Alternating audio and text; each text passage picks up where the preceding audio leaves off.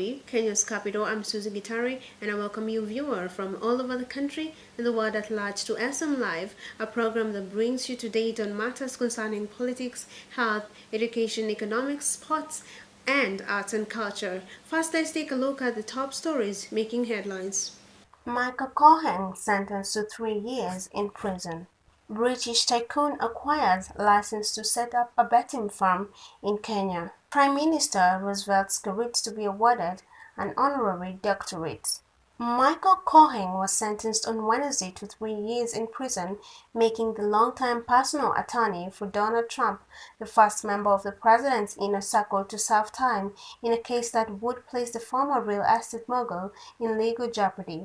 Cohen, known for years as Trump's fixer in legal and business matters, pleaded guilty in August to a series of crimes, including campaign finance violations and tax evasion in Southern District of New York. Cohen, who was once said he would take a bullet for Trump, cooperated with Mueller's team and provided prosecutors with potential bounty of information about the Trump campaign's contacts with the Kremlin. Lenny Davis, a lawyer representing Cohen, said his client would continue to share what he knows about his former boss. British tycoon-backed betting firm will launch Kenya operations today as it seeks a piece of online gaming billions of shillings. BetLion says it has been granted a betting control and licensing board permit, making Kenya its second unit in Africa. This will place BetLion on head-to-head battle with firms like SportPesa, Betaway Betting that serve about 7 million Kenyans registered for betting services. Kenya has witnessed a rapid growth online gambling, and the government's tax targets from betting estimates the sector's annual sales at more than 36 billion shillings. British betting tycoon Victor Chandler, who is worth €230 million, which is 30.1 billion Kenya shillings, is a significant shareholder of the Kenyan unit of BetLion that also counts for local investors as owners. Prime Minister Roosevelt Skerrit will be awarded an honorary doctorate from the Queen University of Pittsburgh in recognition for his leadership and advocacy on climate change. The Queen University's selection of honorary degrees is awarded to individuals in recognition of distinguished service and commitment to the institution, humanity, and academia. This is the second doctorate degree conferred to the Prime Minister in 2 years. In February 2016, Lavi Professional University of India conferred the Doctor of Letters degree on Prime Minister Skerrit in recognition of his desire to build international harmony among nations for his outstanding public services and excellent governance. Young politicians are performing a life suckers instead of portraying good. Young politicians are performing a life suckers instead of portraying potential for good leadership. Let's get our conversation going by writing to me or conversing with me on my Twitter handle at SusieBella and on my Facebook SusieBella #Poor Governance. Still on matters concerning poor governance and young politicians, our reporter on the field, Teresia Ndongo, has more details on it. Young people are often excluded or overlooked as political candidates. Politics is typically regarded as a space for politically experienced men, and while women are often disadvantaged in accumulating experience to run the office. Young people are systematically marginalized because of their young age, limited opportunities, and projected lack of experience. However, the Kenyan Constitution has granted the young politicians ground to vie for government seats as well as the county seat. Expected of them is to bring the young positive ambitions alongside with them, but this is not the case when it comes to what the youngest of politicians have portrayed. The likes of Honorable Paul Murigi, with the recent arrest on inciting, and the popular fight between Honorable Babu Owino and Honorable Njuguna, which made headlines a couple of months ago. To make it worse, the President of Kenya, His Excellency Uhuru Kenyatta, has expressed doubt amongst young leaders and handing over jobs to elderly politicians. With the bad behavior and governance, young politicians have failed terribly. Thank you very much, Teresia. Now, are there any more new developments on this issue? Thank you so much, Susie. Of late, the parliament has given opportunities for young politicians to join the government. We have the likes of Babu Owino, Jaguar, Paul Murigi, just but to mention a few. As young politicians, I think they're the ones that will take this government to a better place. But what these politicians do, you find most of the times they're fighting with each other, throwing names at each other. It is common, it is not rare to find in parliament politicians fighting, throwing insults, and this is not a good image to the public. We as young people, we are looking up to these young politicians to help Kenya go to a better place, but what are they doing? They're just in parliament doing the wrong things. Some of them are even involved in scandals, corruption cases, and this should not be the case. What these politicians should do is that they should work as a team and emulate the right ways that all politicians are using to run this country, so as to take this country to a better place when it comes to politics. Now, to shed more light on poor governance and young politicians in Kenya, I'm privileged to be joined by a panel of specialists, the first one being the lawyer, Mr. Dennis Muthomi, the former aspiring secretary of Daystar University Students Associations, Paul Ogolla, and lastly, a political analyst, Collins Orono. Welcome. Now, embarking to the questions, starting with you, Mr. Dennis, what's your take on Kenyan youth leaders? I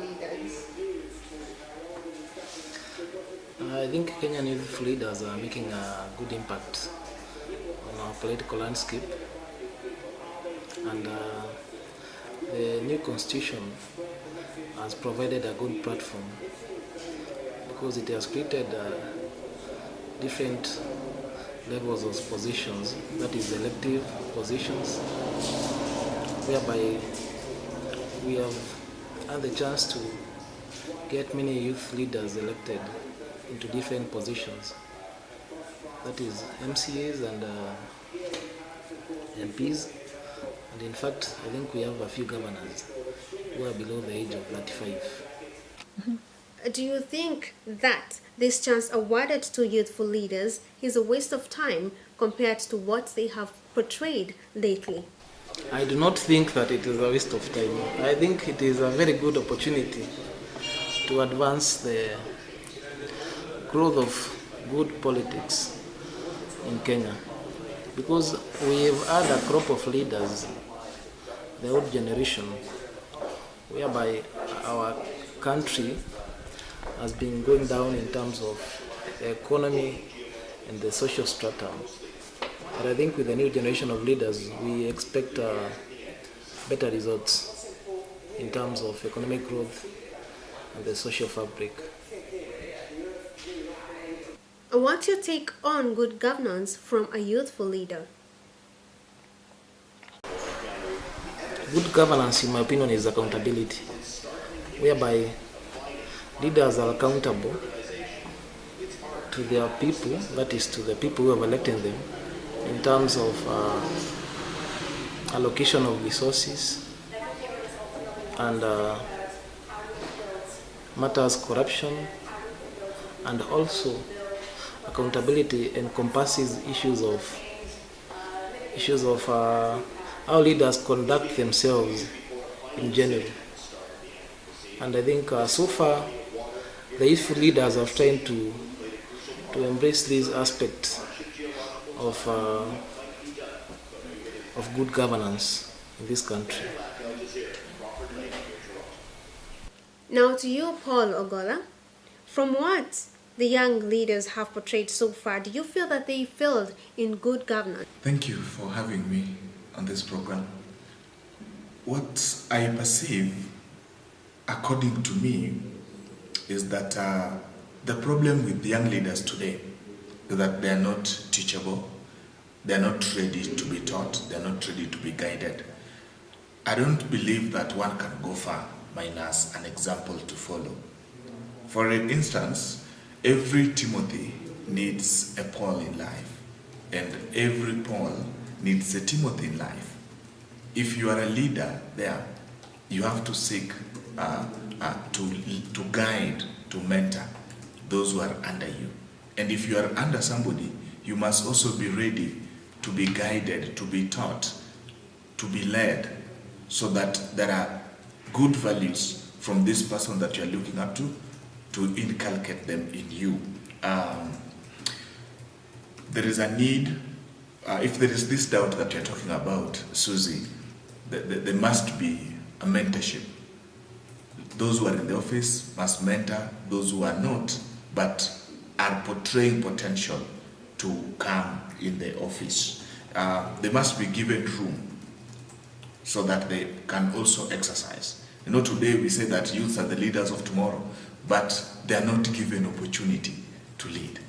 And even if they have the opportunity, they don't have the room to speak out, they don't have the room to share out whatever they are having. So I believe, and I seriously believe, that if the young people outside there, they are mentored, they are nurtured, they are trained the way the Bible ought that they should be done to, they will be great and they will deliver as per our expectations from them. Thank you. Now to you, Mr. Collins Orono, are young political leaders capable of running office? The big problem we have with young politicians in Kenya is that when someone gets an opportunity, they forget that there are other people who need such opportunities. So they go there and mess up everything. That's why even some people are maybe losing that confidence that they had with young people. Thank you very much, our panelists. I can see that on Facebook the feedback is getting heated up. As Sandra Riziki says, our young leaders are failing us, no wonder the much doubt from the president. And that brings us to the end of the program. Thank you very much for watching. My name is Susie Gitari. SM Live continues next week, same place, same time. Until then, do have yourself some lovely time.